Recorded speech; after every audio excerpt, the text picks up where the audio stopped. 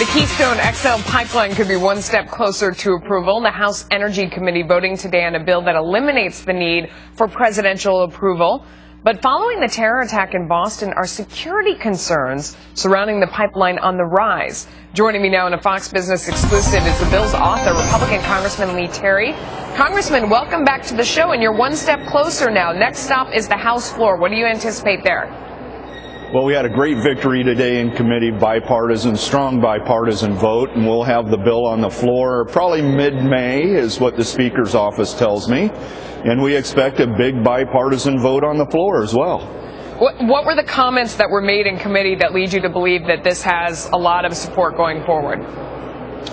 Well, it's just a general talk. Of course, in the committee, we had a number of Democrats that did come over and vote for the bill, as we expected. And most of the criticism was still about that it's a dirty oil and we need to stop using oil and that type of typical argument.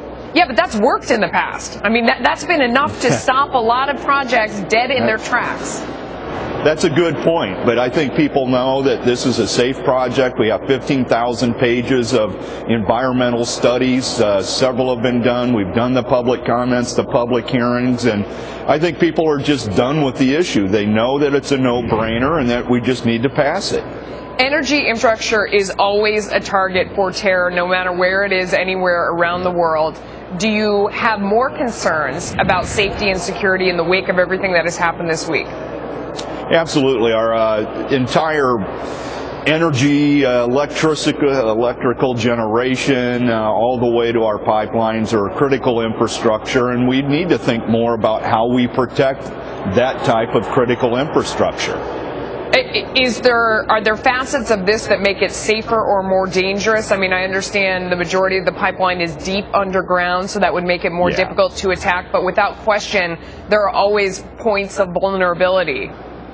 There are points of vulnerability, and that's what each carrier pipeline is going to have to determine. And frankly, oil, you can damage the pipeline, but all you're going to do is create a small spill.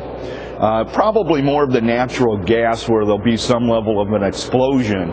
And so we need to do a better job of identifying those weak points and protecting those. I'm actually more worried about our electrical generation because those buildings are out in the open. The towers can be brought down with the electrical wires. And so there's ways to create more havoc in that area. Well, that's a great point. I mean, should we be doing more today to protect that? Without question, that is a lot more dangerous, and we have so many different pulse points all around the country that could very easily be targeted. It would not only cause a lot of explosion and damage and casualties where it is, it would also cripple the country. So should we be doing more? What could we do?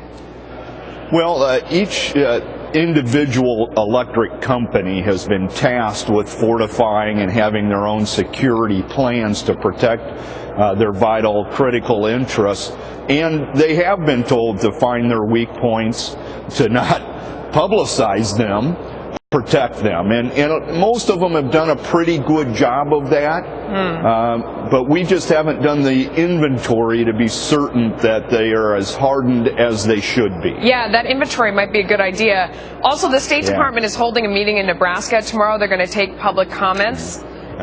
Do you think that could get contentious? Well, it's certainly going to be emotional. It could be contentious. The environmental community has been putting out emails and notices to show up a day in advance, camp out, because there's only going to be a number of slots to speak and they want to fill all of them, and so that's going to upset others that want to testify on the positive aspects of the pipeline. So there could be, but most of the time, there's some emotional outbursts, but this is our third round of public hearings in Nebraska. And we know what's coming. Your bill eliminates the need for a presidential permit in order to go forward, even though you won't need that if it goes the way it is. Do you think you'll actually get presidential support for the project?